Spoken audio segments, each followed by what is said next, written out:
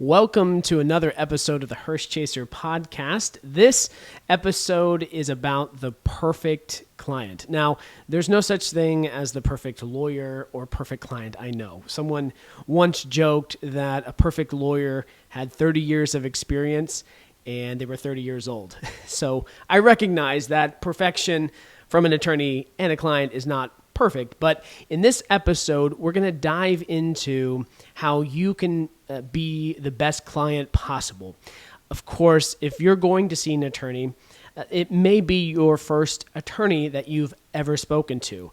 Most of our estate planning clients have not had any criminal law issues or family law issues, so it might be the very first attorney. And you're going to be pleasantly surprised about how that interaction goes with the attorney. It's generally a really positive experience when you meet with that attorney, and you might be surprised because not all attorneys are, they're not all yelling and screaming and arguing. That's really not what you find with good estate planning elder law attorneys. We happen to be very educational, very good at explaining things, and most importantly, provide a lot of patience. So hopefully this gives you a little bit of framework for some of the ways that you can help bring your best into that meeting. So we're glad you're back for another episode of the Hearse Chaser podcast show.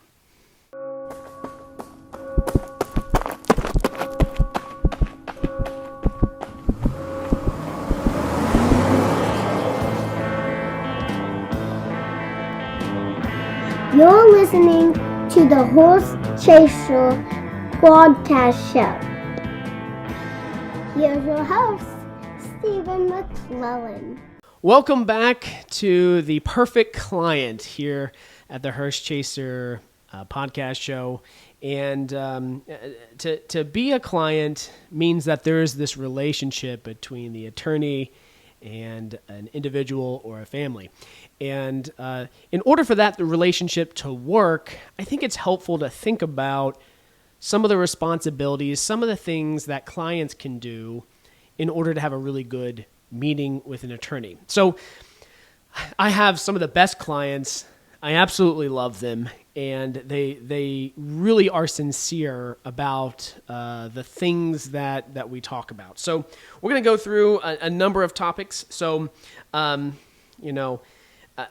ideal perfect client is going to be someone who is organized, honest, and not afraid to talk about death. I think that's the overarching thing. So the first thing is not being afraid to talk about death. It's often why a lot of people put things off. It's a hard conversation. They don't want to think that they're getting old. It kind of creeps up on them after 60 years and thinking, I know I need to. Everyone has this understanding that estate planning is important, but maybe they just get busy. But I get it. There's a lot of other things I would rather do than go talk to an attorney about not living, right? And what happens with all of my things, especially if I'm enjoying those things and it seems so far from my mind. But there is, I would say, on the other side of that, having talked to thousands of clients, there is a sense of peace that you get when those things are taken care of. When you've named it, when you've vocalized it, when you've identified the issues, it certainly helps that when the ink is dry, your wishes are written. And there's an enormous amount of peace that you get with that. So you can't avoid these topics. You can't avoid the natural consequence of being born is that there's a date of death. And estate planning is just one of the things that you do. It might be the last document that families look at. So I think being honest about it. And I think most of my clients are. In a husband and wife situation, generally, one of them is more excited to be there than the other, okay? I've actually had some clients who actually were very excited. Like, I really want to talk about this. I've been waiting to talk about this. Finally, I got my spouse in here, so we're ready to go. And that's that's not common, but I do see that one person is a little bit more excited to be there than the other one. So beyond just the first thing, which is wanting to be there, and the second one is knowing where your assets are. It's surprising. I have a funny quote when I'm talking to clients and we're getting into the nitty gritty about their assets. Is one of the jokes I say is in my meetings, as clients talk about, oh, I forgot about that bank account or that life insurance policy. My clients get richer and richer as the conversation goes because they keep finding assets. And when they add it up, there is a lot more than I thought about. So the best thing you could do, I think, in my policy is I don't like to ask clients their numbers before they meet with me. I don't necessarily need to know the value of their estate. I often feel like if I ask them the value of their estate, they might feel a little bit, they might not like that. And I wouldn't like that either. So I don't need to necessarily know that to have an initial meeting. I think once I get into the meeting and the client truly sees some value and we talk about things, then I can ask them, do you feel comfortable offering this information instead of, well, tell me what you owe and tell me what you have before we even meet. So I'm just, having done this a number of years, I feel like that's probably the best way to handle it. I care more knowing where things are. For example, real estate. If there is a home, a rental, if there's farmland, that's helpful. Knowing how many acres, what's being done to the property. That matters more to me than what's the value of that farmland, because a lot of times you don't know, right? It's almost impossible to say, well, some people say this, some people say that. So just writing those things down, especially bank accounts, people don't realize how many bank accounts they've opened. And if I start with the end in mind, the complaint from children is they say, they did everything well except for this one bank, and I've been spending hours and hours and hours trying to get access to this bank account. I'm so frustrated. And, mom and dad may have done great on everything, but they forgot one account. Maybe you're being a little bit harsh, right? But that's the thing that they remember. Any type of little account can be frustrating. So knowing where those accounts are, especially life insurance, this is a big one because a lot of the silent generation, which is, they're 78-ish to 98-ish. Many of them took out life insurance policies many, many years ago. And maybe 10, 20, 30 years ago. And if you do not ask for the money, they will not send you the money. So you've got to write those things down so your family knows where they are. And especially as we talk about it, when we start adding up and you start saying, well, my estate is worth more than I thought it was. I think it's important to write those things down. You don't want your kids to go on a treasure hunt. That's what you don't want. And so by writing things down, it's very, very helpful. If you have a financial advisor, a lot of times they have done that. But the problem I'm seeing with the baby boomer generation, the 77 to 57-year-olds, is a lot of them are do-it-yourselfers. They're doing it online. And so there's not that third party who knows the family, who has written notes, who knows what the assets are. And so it's even more important, I would think, for the baby boomers who are relying just on, those online Vanguard and Fidelity accounts. You write those things down. So bringing those in, very, very helpful. Just last week, I had a client that brought it all in. They were ready to go. And I was really excited. I said, this is so good. Sometimes it's the engineers, the accountants, those who are in management. A lot of them always bring in their documents like an Excel format, and that's really, really helpful for the attorney. So that's making sure you know where things are. Number 2, hopefully you have some discussion about where things go. Your beneficiaries. Naturally, most people think of their kids first, but the first question is, if you're married, does everything go to your spouse? And this is something you have to be very, very careful, especially in blended family situations. So if you're watching this and you're in a blended family situation, the first question I'm going to ask is, if husband dies, does everything go to wife? And does the wife have full control? That means, can she do anything she wants, spend it all on herself, give it to whoever she wants? And vice versa. If the wife dies, everything goes to the husband. That's a very, very important question, because if not, then we really have to dive into, well, what's the restriction here we're putting on the spouse?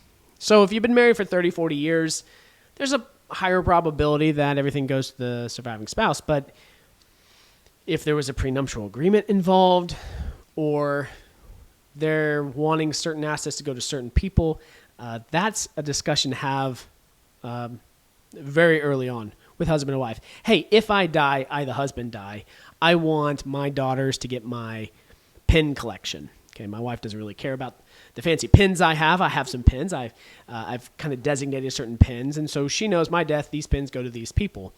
And she's fine with that, totally fine with that.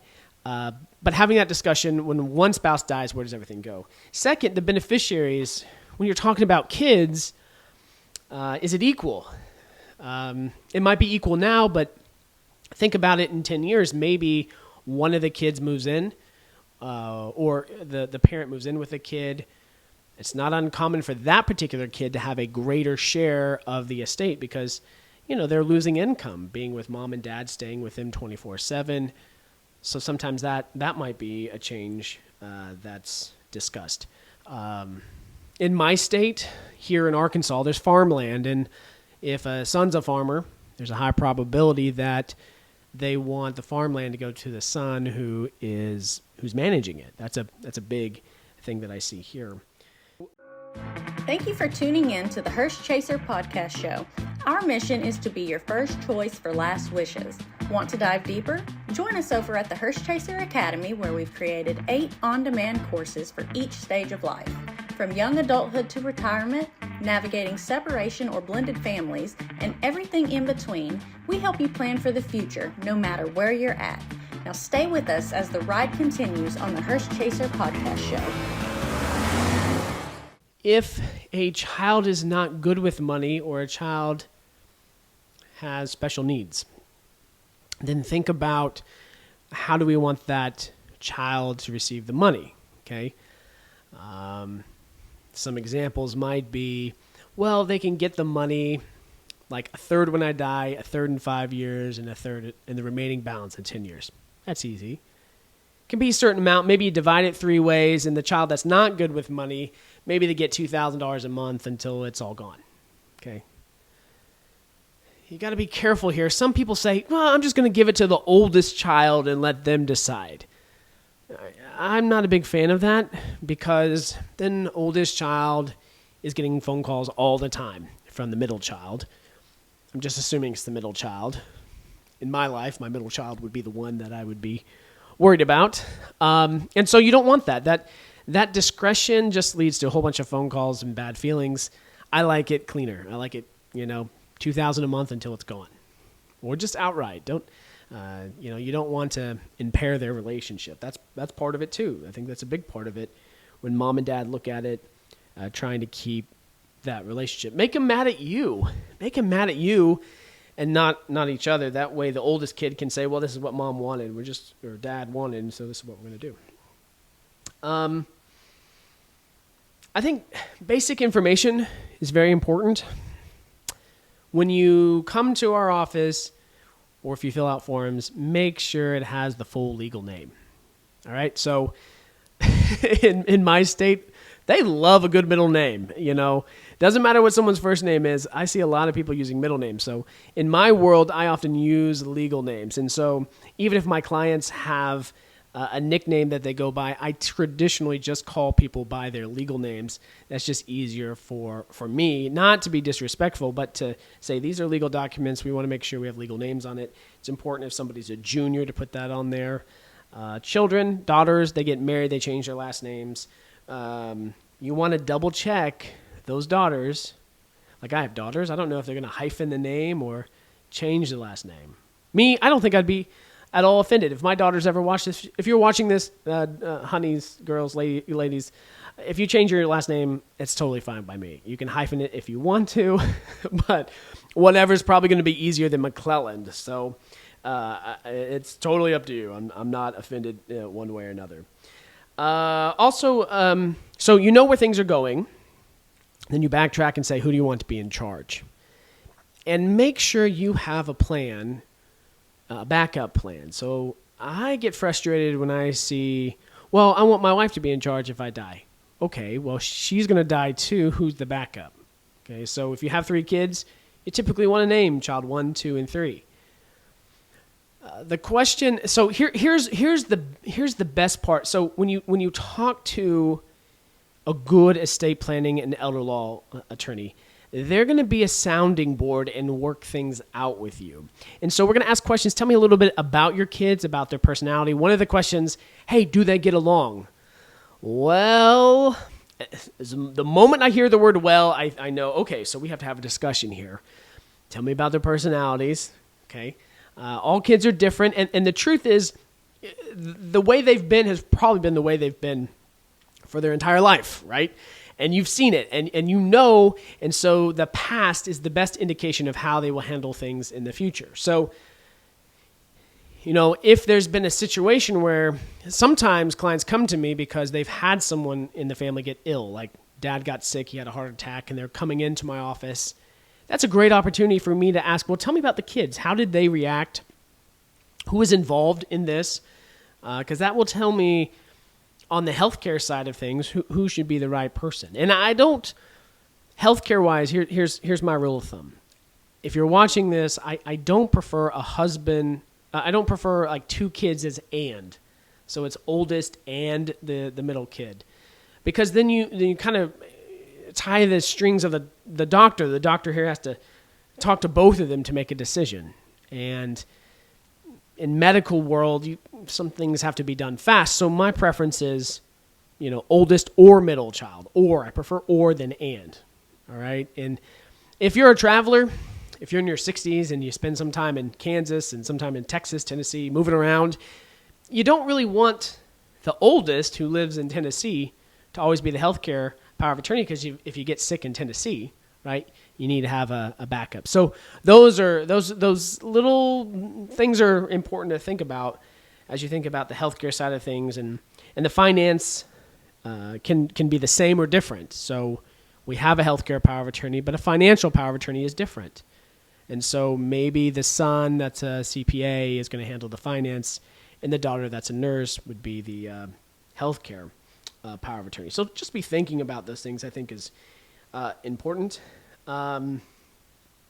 It's important to review your old estate plan. I would tell you in my case, most of the time, the folks who come to me are they've done an estate plan 20 years ago, and they will quickly tell me this thing is so out of date. It's a good reference point, but oftentimes pretty old. Just a lot of times when they bring it in and they push it across the table, they're kind of embarrassed, you know, and they're like, we know we should have updated this. You know, we named these people years ago, and that's not who we want at all. So having those documents, though, bringing them in, I think is important. Try not to think about your estate planning as one and done. That's a big tendency that people come in and they think, well, I'm going to get this done, and I never have to make changes again. A lot of times there are changes that occur, so be flexible, especially if you're just trying, maybe we're just trying to get through the next 5-10 years with children that I see some folks who come to me in their 50s, their kids are around the graduation time, maybe one kid's graduated, and so maybe they're adding a guardian for some minor kids, and their kids aren't quite old enough to assume those roles. So that's okay. Maybe the estate plan, we're just thinking of 5 to 10 years down the road. But at the same time, if you name your brother as the trustee and the brother's older, that's not good long term. Because in 10 years, you're older, and that brother's older, right? So thinking in like 10 years, hey, this will work, then maybe in 10 years we look at something else. And that's especially true when you're talking to an estate planning and elder law attorney, because the things that I tell people in their 50s and 60s are going to be different than the things that I tell them in their in their 70s and 80s. So some of those things change over the years. Okay. it's important to know what your goals are. When you're talking to an estate planning attorney, say, this is what we want to accomplish. I often say, you can give your assets to anybody you want to. It just can't be me or anybody in my firm, but you can give it to whoever you want to. Charity, it's your money, it's your decision. And so a lot of times people say, well, I just don't know. I don't know where to give it to. And that's a good opportunity for that attorney to say, well, I've talked to a lot of people, and this is what a lot of people do. You don't have to. You can do anything that you want to do. And that just gives them some comfort of knowing people often, it's very personal, very, very personal what you're doing. And it's my job to just walk you through that and especially ask this question, what if? So if you give everything to 3 kids, what if a kid dies? And so you have to have that discussion. Well, it's going to go to their kids if they have any, but if they don't, maybe the surviving kids. And what role, if any, do you want the son-in-laws and daughter-in-laws to have in it? I tell you, that's a big reason people talk to me is because their kids are fine, but it's the son-in-law and daughter-in-law. So just be honest and frank. I don't necessarily need specifics, but if you just say, look, we have some concern about our son-in-law and our daughter being persuaded by him. Our daughter-in-law would be fine, but we just don't want the son-in-law to have that control. So that's why we want the other kid to manage money. Just being honest about those family dynamics, and we can make sure the money goes where it's supposed to, and it's controlled by the right people. So I love the initial meeting, and if a client just comes and says, we just want to learn, tell us the reason why I don't think AI can replace that initial meeting. And the reason why it's so important is because the attorney is bringing all of their wisdom, all of the things that they've seen and done over the years, and you're bringing all of your assets, all of your concerns, all of your family, and together we're figuring out what is best, the best plan. And there's so many different factors, and sometimes it is just one word or one look or one sigh that I pick up on, just a moment of honesty, and I say, tell me a little bit more about what's going on there. And that little moment changes everything. And so far, I have not found any platform that's able to capture what we capture in that initial meeting. It is so much, it is probably the highest and best value that you get is somebody who has walked through that, can tell you how things end and help you focus and prioritize not only the documents to do, but who to put in place, and coming prepared with an open mind is probably the best thing to think about. So honesty, being organized, and just not being afraid to have that honest opinion about your family and your concern, and in many cases, that just makes the best ideal client to work with, and that allows us to help them and really make sure that we get everything the way they want, their wishes written the right way. Thanks for joining us on the Hearse Chaser podcast show. Hope this helps you as you walk into the next meeting with your attorney, and if you happen to be one of our clients, we look forward to seeing you soon. Enjoy the rest of your day. Hey, thanks for listening to the Hearse Chaser podcast show. Please remember, you can't outrun a hearse, but you can leave your family with a smooth ride.